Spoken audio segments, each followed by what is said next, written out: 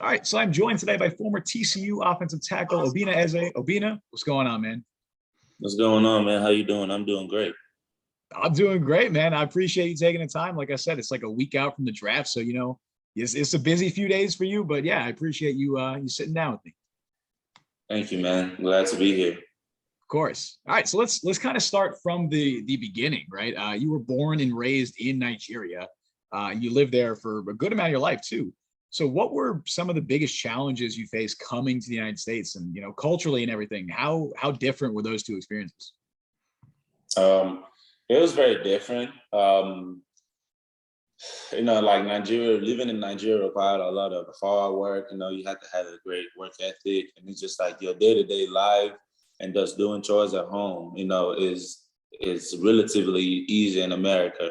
You know what I'm saying? Life in general is easier here, you know what I'm saying? And it's like America kind of has a better scope and it gives you a better space to become whatever you want to become. Like whatever it is you want to be in America, you can make a lot of money doing it. But it's not like that in Nigeria. You know what I'm saying? And so it's just like from just like a social point of view, Nigeria is quite conservative. It's not as liberal as it is in America. You know what I'm saying? And so there are differences here and there. The societies are kind of the same. You know what I'm saying? But I would say like America definitely has the bigger up from a financial point of view. Like America is more of a financial, kind of prosperous society compared to Nigeria, And so, but like culturally, it was kind of like a shock for me, just with a lot of things, just people's mannerisms, the way people behave on the average, and just a lot of things, people's sense of humor, you know what I'm saying? Just the way people kind of talk to you or treat you or how people handle first impressions, like everything was different, you know what I'm saying? And some were good, some were bad, but it was just a learning experience for me. The food was one of my biggest shocks, you know what I'm saying? It took me a while to get used to the food, and quite honestly, sometimes I'm still struggling with it to today. But I think it was a pretty smooth transition because I had a good support system here in America, my foster family, and they really, really helped me just transition properly. Have you been back to Nigeria since you've been in the States or no? No, I haven't. Oh, is that in the plans in the future? Is that something you'd like to do or? Yeah, when I can, and when I can, hopefully after my first season, it would be nice if I could just go back to Nigeria and just visit with my family. But I'm not gonna put a date on that. I want to go home. I want to go see my family, but also I got to do it when I can. I haven't gone home because I haven't found the means to. And so as soon as I can, I will. Once you get that NFL money, then you could go out there. Yeah, something like that. So I mean, you kind of touched on a little bit, football, growing up in Nigeria and, when you moved to the States, football wasn't really your first love, if I'm correct. You grew up playing basketball, and that's when you moved to the United States, it was primarily for basketball, I believe. So how did you originally start playing football? How'd you get into that? Well, to be honest with you, my first love is soccer. You know what I'm Oh, saying? okay. Like I grew Okay. up in Nigeria, so like soccer is it. But it just I started playing basketball, and like shortly, very, very shortly after I started playing basketball, I had the opportunity to come to America on scholarship. And so I did. So when I came to America on scholarship, I decided to try football, what I'm saying, as a suggestion. My foster family suggested football. I was like, man, it would be great if you become a two-sport athlete. You know what I'm saying? And so I took it didn't make sense to me at all because football is a completely new sport. But I was like, my foster family were good to me. So it's like, it don't cost me nothing to try something new. It's not like I'm quitting or living basketball. And that's the funky thing about being in America is that like it's possible to be a two-sport athlete and not lose a stride in school. And so that kind of made my decision on my pathway a lot easier. So I was able to play basketball, play football, and be a be a good student in the classroom too. And so I tried football, man, and it's just and this happened like 3 weeks, roughly 3 weeks to a month after I got to America, and so my junior year, that fall, because this was happening to a kind of like late spring, and that fall during the season, that's when I was like, okay, I really, really, really like football. You know what I'm saying? And so, and that's when I really, really, I was like, okay, I really like football. Like I like this sport. Like, and I know that I can be really, really special playing the sport. And the reason is because I just felt like football resonated the person that I am better than basketball, even though I've known basketball for longer. And so very, very quickly, I kind of knew that I knew that football was the right sport for me. And so like I made the transition. I still played basketball for the rest of high school, but I just didn't go to the summer camps and basketball, travel basketball. I didn't do none of that. I just stayed and I spent those times like just learning and just studying the game of football because it was new. I had never seen or heard of football before. That was going to be my question. What knowledge of football did you have before you started playing? I imagine you probably didn't watch it too much in Nigeria or even in the States. Did you have any knowledge of the sport? No. So like 7+ years ago when I came to America, like football wasn't a thing. Like there is no cable, and I don't think that even right now, I don't think there's a TV or station or cable you could pay for that actually shows you football in Nigeria.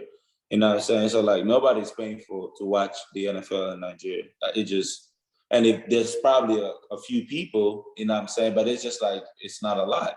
And so when I was coming to America, like I didn't know nothing about football. I'd never seen the helmet, I'd never seen a football before, I'd never seen the shoulder pad. You know, football was just like it was just seeing something for the first time in my life, you know what I'm saying? And it definitely was not in the plan when I was coming to America, you know? And so I didn't hear or see or learn anything about football till I came to America and I started seeing and watching and I realized, oh, football is a big deal here, you know what I'm saying? So yeah, definitely my introduction to football happened here, not prior to. And it's a very complex sport. Like I feel like there are more simplistic sports out there.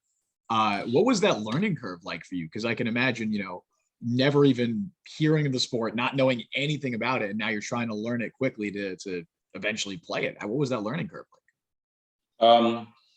I mean, it was relatively easy, because I feel like I had really good teachers, and I think that for me, it's easy for me to comprehend. Like football is a very complex sport, and so like you can't understand football just off of what you do. Like you have to really be good at football, you have to understand football conceptually. Like you have to get the whole big picture, and then in the big picture, find what it is that you're supposed to be doing in the big picture. And so that's how I learned football, and that's just the kind of person I've always been to, And so I had really good teachers. I had people break it down for me, stuff from just what is an offensive lineman, you know what I'm saying? And then inside of what's an offensive lineman, what's a tackle, So the first I really, really learned how to play. I really learned offensive line, and the responsibilities of offensive line. And from there, that was the foundation on which I built the rest of my football knowledge. So from there, I started learning, okay, there's 5 guys up front. The aim of the 5 guys up front is to protect the quarterback so he can get the ball to the receivers or make a path for the running back or the ball carrier to go, And so from there, I was like, okay, but who are we protecting the quarterback from? So against this 4 defensive linemen, and so it could be 3 down, 4 down, over, under. And then gradually the linebackers came in place and the corners came in place. And so it's just like, and the rules of the game. So like, that's how I learned football. And that's why, like I always say to people, like, if I can't play offensive line, I'm done with football. That's why I play this. I play this sport, not just because it's a great game. It really is. You know what I'm saying? But I play it because I love football, but more particularly, I love being an offensive lineman. I take pride in that because I feel like it's just an extension of the person that I am and just off the field. You know what I'm saying? So that's kind of how I learned football. I had a great teacher. His name is Antonio Richardson. He used to be an offensive tackle for UT Knoxville. Had spent some time with Minnesota Vikings, but I had some knee injuries and couldn't continue his career. So when I came to America, I met him through my foster family, and he really, really spent time coaching and teaching me ball. It makes sense. That's kind of the way football should be taught, kind of like inside out, right? Like everything starts in the trenches. You hear that all the time, and it's true. If you don't understand what's going on up front, both on offense and defense, you're not going to really understand how football works as a whole. Yeah. I also read while doing research for this that you kind of grew up speaking British English, right? And you had to adapt to American English. Is that right? Yeah, well, we teach, and I don't think most people kind of know the difference, And when I say British English, I think people kind of like start looking forward to the accent, Like I don't have a British accent, you know what I'm saying? If anything, I have an African accent, But it's just like the way English is written and spoken, you know what I'm saying? Like punctuations is very different. Like when I first came to America, you know, like English, I used to be an A+ student in English, you know, and I was in high school, you know, but when I took the ACT, it was really, really hard for me at first because I would say, even when I did like my prep exams, like I would make like a 19, 20 score. Well, I'm supposed to, I would think I would be making a 32, 33. And now it was just hard. And it was like, it was eventually one of the teachers like settled down and told me, she understood that I wasn't from America. And she understood that we didn't speak and write English exactly the same way. There are very clear differences in punctuations and the way English is written and spoken. You know what I'm saying? And so like British English is more proper based. It's proper English. And American English is kind of like slang. You know what I'm saying? You could twist it however you want to just fit into your bowl. You know what I'm saying? And so so that was kind of like that was something I had to transition into, and I had to learn. You know what I'm saying? And I had to learn it just so I could fit into society better. You know what I'm saying? But at the end of the day, I still know how to speak really, really proper English. And so that's just something I had to learn in America, just the slangs, the terminologies, the way people say things. You know, and so just it's just something I had to do to fit in. For sure. Yeah. I definitely think people don't realize how different, like English is spoken all over the world. It's spoken, but like American English, very different than British English, very different than, what they're speaking in Australia, what they're speaking in South Africa, right? It's very, very different. And I think if you were to travel to one of those places, like if an American were to travel to one of those places, they'd immediately realize, okay, aside from the accent, the language they're speaking is the same, but just like tweaked a little bit. Right. Were there any kind of like phrases or words that gave you trouble, or was it more just kind of like the grammar part of it, and putting sentences it wasn't about the words. It was more of like the sentence structure, you mm-hmm. know. And so it's just the way that like sentences were composed and made up. You know what I'm saying? It was quite different. And so like, for example, in America, an American would probably say, I want to do this. You know what I'm saying? But like in British English, you would literally spell it like I want to do this, or I would like to do this. And so it's like we took time to like kind of spell out everything, while in America, a lot of times it's called short. You know what I'm saying? Like there's a lot of short edges here and there, you know what I'm saying? And so it's just, that's really like the biggest thing, you know what I'm saying? But at the end of the day, most people in America, when they write English, kind of like write proper English. It's just the speaking part of it is quite different. It's almost like speaking in like cursive or script. You kind of just That's what I'm saying. words together. Yeah, everything just kind of flows together. Yeah. So you obviously didn't have a ton of experience playing football before you got to college, but you still received like a ton of interest from school, like Alabama, Michigan, Auburn, Texas A&M. A lot of schools were showing interest. You decided to go to Memphis though. So tell me a little bit about what your thought process was behind that. Why did you choose Memphis?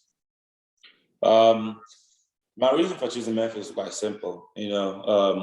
Like I always tell people, like I just at that point in my life, I really didn't care about spotlights. Like I knew all the offers I had were from really, really big schools.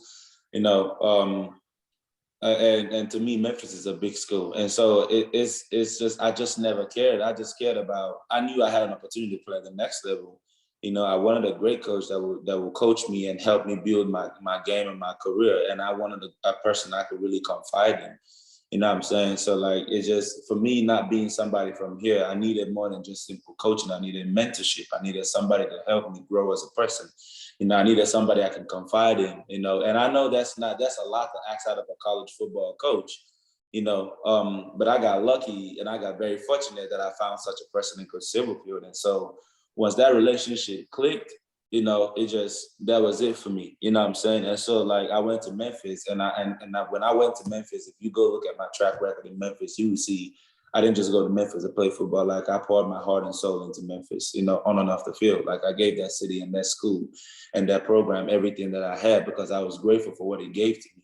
You know what I'm saying? And so that's kind of why I chose Memphis. You know what I'm saying? It was a combination of great relationship, mentorship, and just great football coaching. And so I found all those things in one place and in one coach, and that was in Memphis. And so I went there. And you had a very unique like outlook on this, because you didn't grow up obviously being like idolizing schools like Alabama or Michigan. Mm-hmm. Like you didn't know anything about this. You got to, you're finally getting into the recruiting process you don't have those like preconceived notions of what are like the best schools to go to. You didn't grow up with that in your mind. So that I'm sure that, you know, that obviously plays a factor as well. So obviously after 4 years at Memphis, you made the decision to transfer to TCU for your final year. So similar question, I guess, what was the thinking behind that? Did you just kind of want to step up in competition at that point, or, you know, what was the thought process? Yeah, kind of like I just wanted to just step up in competition. You know what I'm saying? It was more like I wanted to check it off the book. Like, hey, I can play at this level in case if anybody had any questions. You know what I'm saying? Did I have to transfer? No. You know what I'm saying? I don't think that my career was dependent on transferring or no transfer. I think either way, whether I was in Memphis or TCU, I would still have my chance at the NFL, my shot at the NFL. You know, but it was, for me, it was just more about putting up a complete portfolio, you know, to say, okay, I can do this at this level and I can also do this at this level. It's not a level thing. It's it's just about me and just my growth process and my process and my path to development in football, you know, because it's like with somebody with my story, you know, and somebody who hasn't played the game for so long, it's very, very quickly for people to add that to, oh, he didn't play as much competition, you know what I'm saying? And he hasn't played the game a long time. And so I just wanted to check that box very quickly and like, okay, I'm maturing in this game. I could play at any level. I don't care if it's the SEC, the Power, like I don't care what Power 5 team it is. I can go in there, I can start to get a starting job and I could play left tackle. You know what I'm saying? I could play offensive line. And so that's what I did with TCU like, for when I went there, you know, just check the box.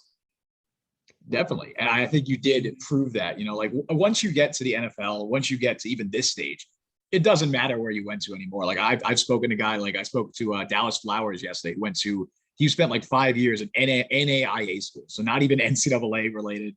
I've talked to like D2 guys. It doesn't matter. Once you get to this stage, you know, all bets are off. Everyone is on the same playing field. You know, it doesn't matter where you went. You're all trying to do the same thing. So speaking of that, you had the opportunity to participate in this year's East-West Shrine Bowl. You know, of course, playing dudes all over that. When you went to schools all over the country. Tell me about that experience for you. How'd that go? It went really well. It was really, really fun to just be able to compete.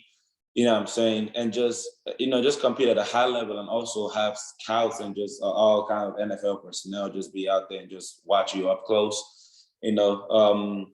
And it just like, it was also nice being coached by NFL coaches and just being able to sit in meeting rooms and just kind of get a slight taste of just how meetings go by and you know, just how quick you're supposed to be processing information, how quick you're supposed to picking things up and putting it down, you know. And it's just, it was a great overall experience for me. I got to meet guys from all over the country. I got to meet people that I knew in high school from camps and stuff that I hadn't seen in 4 or 5 years. So that was definitely good and fun to just see those guys again and just catch up, you know what I'm saying? And so overall, it was a really good week in Vegas for me. It really was. Awesome. Yeah, I'm sure, you know, like you said, you were talking to some teams there. Teams must have been impressed. Are there any teams, you know, feel free, you don't have to answer, of course, but are there any teams that you've talked to quite a bit leading up to the draft? You know, any visits lined up, stuff like that? Any teams kind of showing a lot of interest? I mean, interest, you know what I'm saying? Interest is relative, you know what I'm saying? Like, I can tell you for sure that I've spoken to a lot of teams, probably 85 to 90% of the teams in the NFL I've spoken to, you know what I'm saying? And it's just, at the end of the day, you don't really know who is interested in you. You know, that's why I said it's relative. You don't really know. Everybody speaking to you kind of seems the same. You know, so at the end of the day, it's just when I hear my name on draft night, then I really, really know who's interested in me and who really, really wants me, you know.